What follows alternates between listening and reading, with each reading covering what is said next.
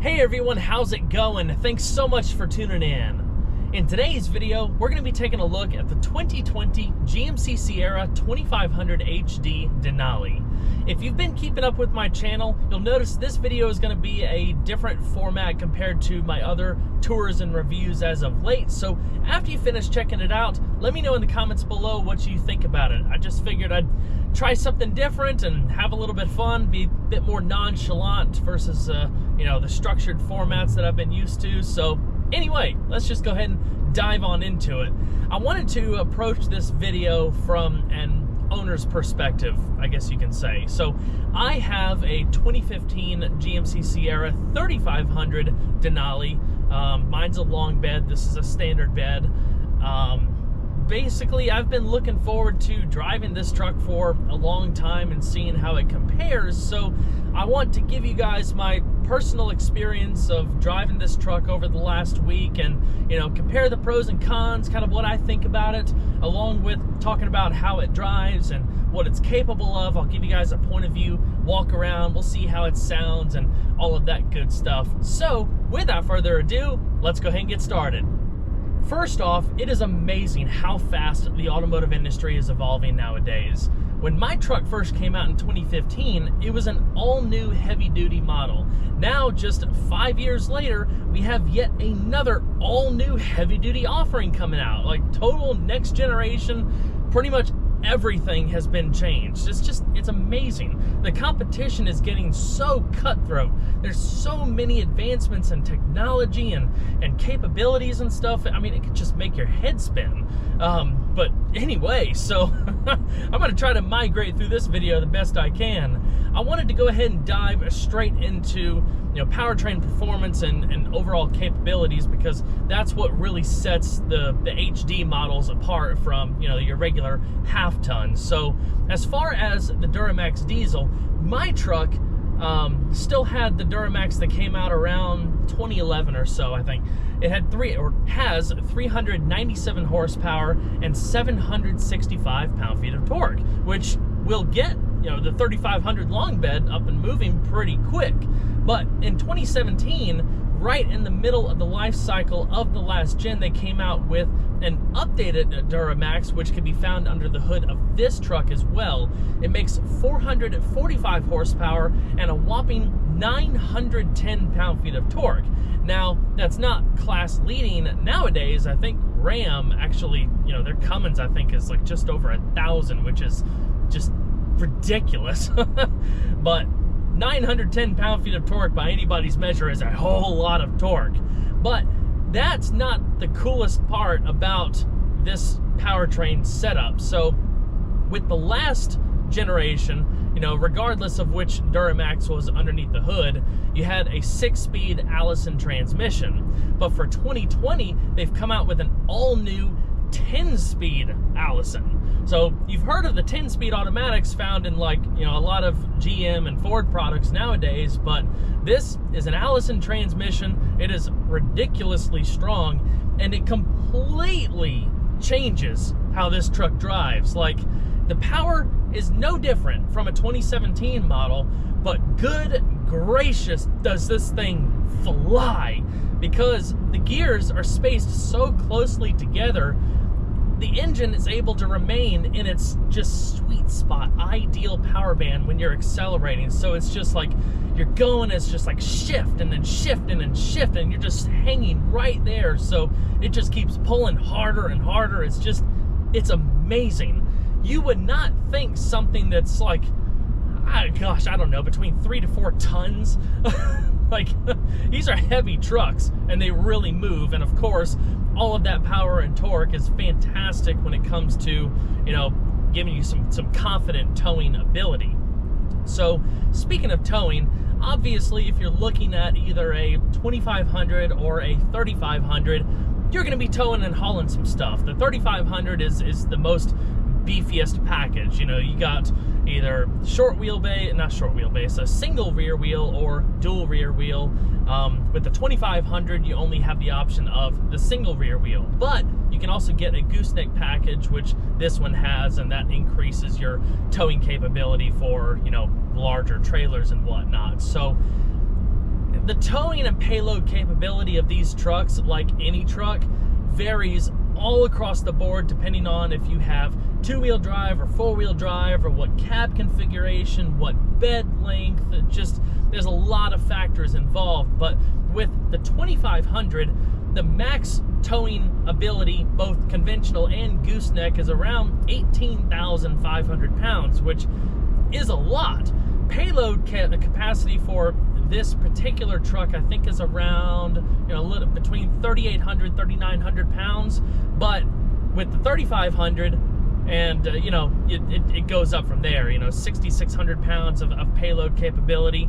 You've got I think it's 20,000 pounds of conventional towing, and upwards of 31,000 plus for a gooseneck, with the dual rear wheels. So it's all across the board. You just got to check it out, because going through numbers is just going to be boring. So when this Duramax came out in 2017, even though you had that big increase in power and torque, you didn't really see a big difference in fuel economy, which was awesome. It was just a more efficient design. The engine was able to be cooled easier. It breathed a lot easier, especially with that new hood and the cold air, ram air scoop, whatever you want to call it. So it was a really nice package, and continues to be a really nice package. But with the 10-speed, that also improves fuel economy quite a bit compared to the previous 6-speed, because obviously you have the extra gears. But I think in my truck, I normally average around 15 miles to a gallon or so, which I don't think is that bad, all things considered, being a 3,500. But this truck, I've been consistently averaging around 18 to 19 miles per gallon, which, depending on how you drive, depending on how the truck is equipped, depending on if you're trailing anything, that's going to vary all across the board. But I still think that range is just phenomenal. And again, it just goes to show just how far things have been evolving. Total fuel capacity also varies between the body styles, but this particular truck has a 36-gallon tank, so you get tons of range. So the Duramax diesel and the 10-speed Allison transmission is almost a $10,000 option. I think it's like $9,700 something. If you didn't feel like you needed the diesel but still wanted the HD capability, there's also a new gasoline V8 available. It's a 6.6 liter that makes 401 horsepower and I think 464 pound-feet of torque. It's got, overhead valves, 2 valves per cylinder, direct fuel injection, variable valve timing. So it's one of GM's new generation V8 engines, and it sounds pretty cool. I'd like to try it out one day. So let's circle back to the towing discussion for a second.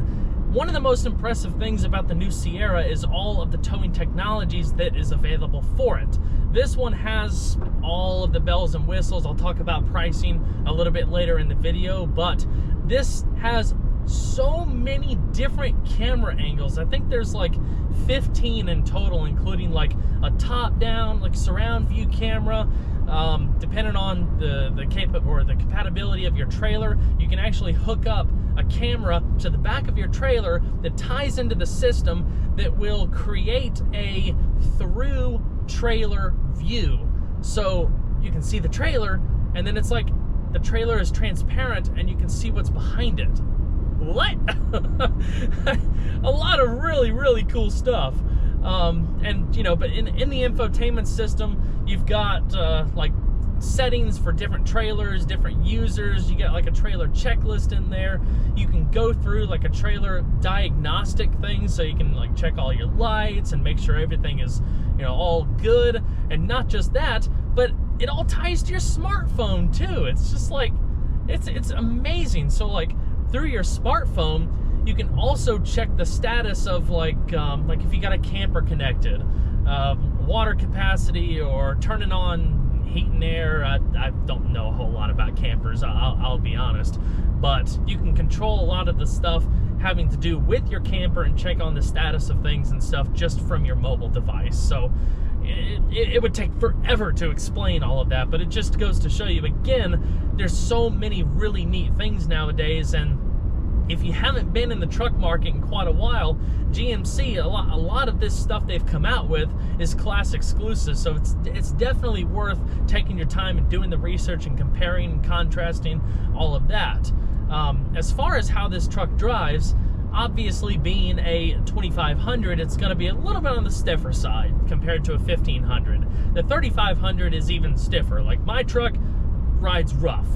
Like, over a smooth road like this, it's all right, but as soon as you start hitting some rough stuff, it can get a little jarring sometimes. But that's the price you got to pay for the added capability. But overall, this truck drives really, really nice. I like it. It's a good seating position overall. The steering, the first thing I noticed after driving a few minutes down the road, the steering feels different. And I was wondering if they went to an electrically assisted setup, which they did not. It's still hydraulically assisted, but they have this new, like, digital assist feature. So especially when you're making like low speed maneuvers, this thing is so easy to steer and maneuver. I think the steering wheel itself is also a little bit thinner, like thinner diameter, so it's not quite so chunky. But you know, it is a lot easier to drive something like this that's this size and this weight than you would expect. I definitely think this new truck has better build quality than my truck. The rear door panels actually have padding on the tops of them. There's more detailing with the stitching. I think some of the padded materials are a bit higher quality, and you have nicer detailing. Like, you don't have the fake wood anymore, even though the fake wood looks nice. This is actually genuine matte finish open pore wood, so it's very nice. This gives off a more premium environment, I guess, especially this new color. It's like a dark brown with two-tone, like, gray accents on the doors and the seats, and the headliner and the pillars are matching instead of it being like a light gray. So I do really like that. I wish my truck had a matching headliner and stuff. I'm not a big fan of light headliners. But the ergonomics and how everything is laid out is fairly similar. I can see how they took the general design of my generation and just kind of tweaked it and massaged it here and there to update it. I think I prefer my truck in some ways, like when it comes to the location of some of the controls and stuff. I do think that GM kind of missed an opportunity with the center stack, because with Ram, if you guys follow the truck market, they have the option of this just massive touchscreen in the center of the console, which, you know, some people like the technology, some people don't. But today's day and age, technology makes or breaks a vehicle. Now, this 8-inch infotainment system is, you know, the fanciest one that you can get in a Sierra. It's got all the features. It's got Apple CarPlay, Android Auto, any media option you can ask for. That's where you can access all of your trailering stuff, your OnStar, the camera system. It's just, there's a lot of stuff packed into here. But again, it's 8 inches compared to some of the other options that are available from competitors. But total personal preference, just, you know, it's just kind of something that I noticed. But how everything is laid out is very similar to my truck. You got all the four-wheel drive controls on the, you know, left side of the dash. The trailer brake controller has been relocated to the bottom of the center stack, and you still have all of these like toggle buttons for various features. Like with the Duramax, you have an exhaust brake, which is really cool, by the way. If you're towing something heavy, whether it be, you know, a car or a camper or whatever, and you're going through the mountains and stuff, you can turn on the exhaust brake, and when you actually hit the brake, the exhaust brake will kick in, and depending on how long you're holding the pedal and the intensity, like how firm you're holding it,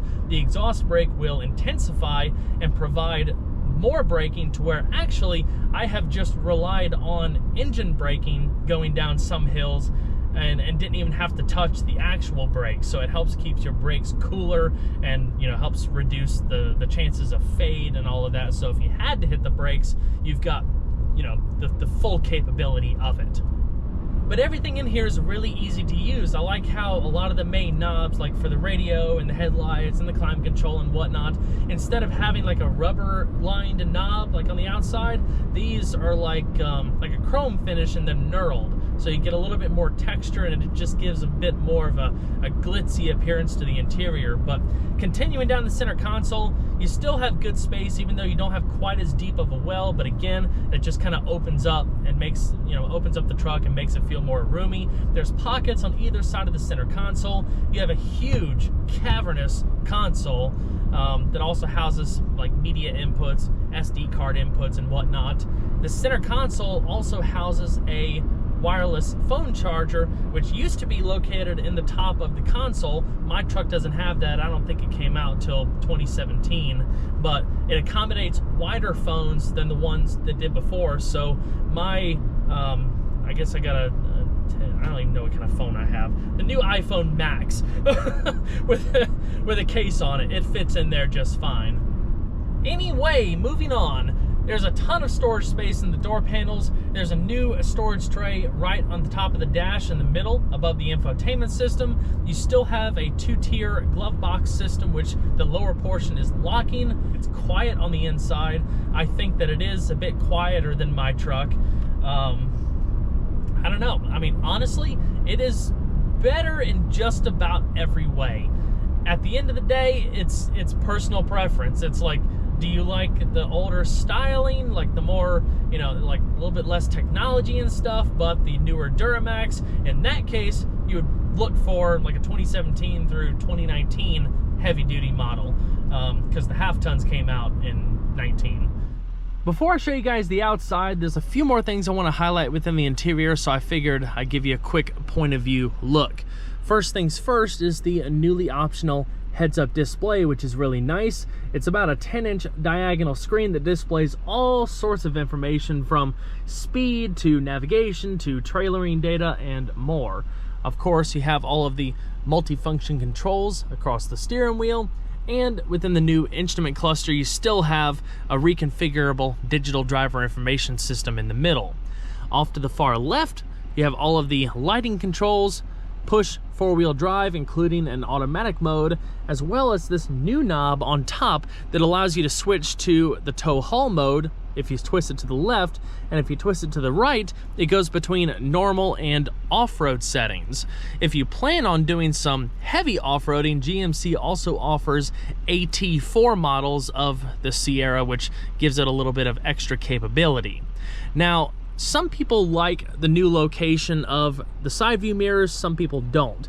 As you can see on my truck, these are now mounted on the door instead of the A-pillars. I've always thought in my truck there was a bit of a blind spot right here. Because these sit out further, I think that kind of eliminates that blind spot and makes it easier to see, so there's that.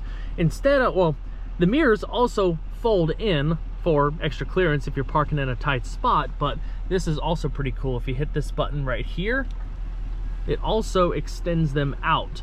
So depending on what you're trailering, that is really nice because it will make certain aspects of that process easier to see. The back seat is enormous. My back seat's pretty roomy, but you can definitely tell this one has added space. There's also some other goodies thrown into here. You not only have that extra space, but you have similar capabilities like with the last gen, like you can fold this up. There's a storage tray underneath there, so if you need to stow tools and equipment, you can do that. But there's also little cubbies built into the seat backs. That's really cool. You got one here and one over there. Just slap it in place, and you can also tuck that into the seat if you wanted it out of the way. But this is also pretty cool. You can fold down the headrests, if I can get the button pushed, there we go, for extra visibility. GMC's come up with an all-new tailgate design for these new generation trucks. They call it the Multi-Pro tailgate because it opens up multiple different ways. Compared to my truck, which, like any truck in the past, it just opens up one way. These were offered with a soft opening feature, which was nice, but that's nothing compared to what you can do with this. It's actually really, really cool. So in the top, there's two buttons. I press the top one, it will unlock the upper section, and you can bring it down. It opens up slow, and then you have a work surface to set a laptop or something like that. Bring it back up, hit the bottom button, and then it will basically open itself like a normal tailgate. It's not powered, it's just balanced to where it'll do that. And of course it has the soft opening feature so it doesn't just slam down. But then I can hit that top button again, lower the middle section, and then press this button to bring that piece out. So you have a grippy step tread and a really easy way to hop into the bed. There's also a handle on the side over here that you can swing up to give yourself something to grab onto when you're climbing on up. So yeah, the Multi-Pro tailgate is really, really sweet. But they also added some extra goodies to make getting access to the bed easier. My favorite, to be honest, are these little side steps. Because with my truck having the long bed, I have a greater distance between this wheel and the cab, and I would really like to find some wheel-to-wheel running boards just to make it easier so I don't have to like step on the corner of my truck and lean over. I could have something, and they just built it into the bed from the factory, which is fantastic, and that's on the long bed too.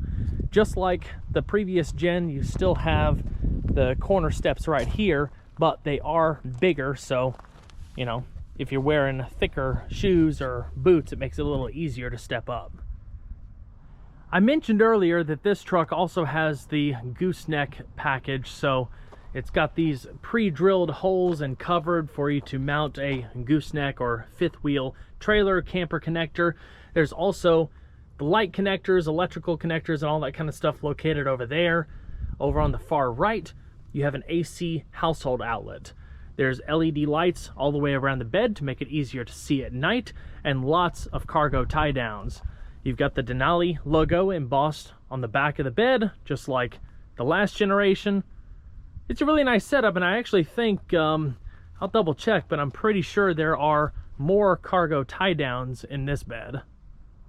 Yep, I was right. So you have 3 cargo tie downs coming down each corner of the new one, whereas mine, I only have 1 in the corners, and I have movable ones, which I saw some provisions for those over there, so I'm sure you can like order those from the dealership and place them all around as you need them. But just from a fixed tie down standpoint, that offers more than this generation does. If I had to make a personal recommendation for someone looking to buy one of these trucks, I would seriously recommend the long bed, because it's not that much more than a standard short bed, and it just opens up the capabilities of what you're able to haul in here, like full 8-foot sheets of plywood, couches, just all sorts of stuff. I really use my truck for a lot of stuff, especially with us building our house. And of course, if you wanted to get one of those bed extenders that you flip out over the tailgate, you can make a 10-foot bed. It makes it harder to park and stuff, but you pretty much get used to it. But I think it's definitely money well spent for the added capability. All right, let's go ahead and see how she sounds.